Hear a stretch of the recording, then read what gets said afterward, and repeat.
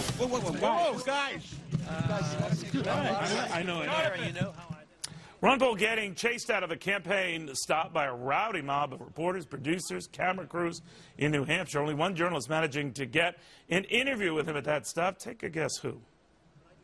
What about the fact that you're skipping Florida and you're going to these other states? You know, there's folks out there that say, are you really competing for the nomination?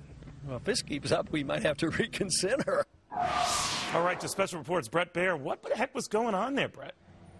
Neil, it was amazing. I mean, it was a breakfast meet and greet. We went there to see Congressman Paul talking to folks, and we get there, and the place is packed with photographers and reporters. I'd say probably 100, 120. I don't know what the number was, but every place Congressman Paul went, every table he went to, you know, there's this huge scrum, and pancakes are flying, and it was just amazing. And so we posted up by his SUV, and we waited by the door until he came to leave. And we did end up talking to him. The camera gets bumped a bunch, but take a listen to this little exchange here. Whoa, guys! I know. You know how I identify with young people, so that excites me, and they seem to be very pleased to meet me.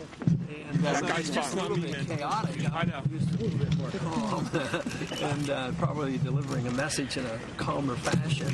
But I do the best I can. But it is exciting, you know. It's great that they're interested in what I've been saying. It isn't like I'm a movie star, you know. I think they're very interested in what I've been saying and addressing the problems of this country.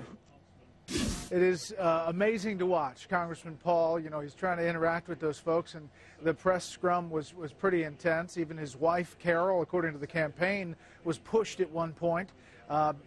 It was an interesting scene. I'm wondering if we can glean anything from that, though, if he's getting this kind of rock star treatment, good and bad, in New Hampshire. Might that be indicative of growing poll support here?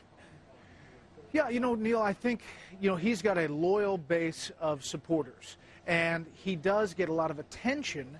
There's a lot of media here, and he is in the top 3 in every poll you look at, top 2 in most polls. And I think that the attention from the media comes directly from that. He, I think, would like to have more time interacting with folks and talking to them instead of dealing with those scrums of reporters and photographers. People like you. Exactly. Exactly. But do you notice that in these final days here, now the final hours of New Hampshire, I mean, it was in the early days, you know, which I guess would be about 2 weeks ago, candidates would go back and forth to events and small, you know, get-togethers in diners or cafeterias or public square if the weather was permitting. But now they become these obsessive events. It's tough, Neil. I think it's tough to organize when you have this much attention on this small a place, as we saw in Iowa. Some of these events are just packed to the gills, and the fire marshals have to turn people away at the door. I went to a Santorum event that happened there today. I went to a Gingrich event yesterday. It was packed. A Romney event, they are packed, but they're very organized. It's like they've got an advance team. They have a press filing area. It's very orchestrated.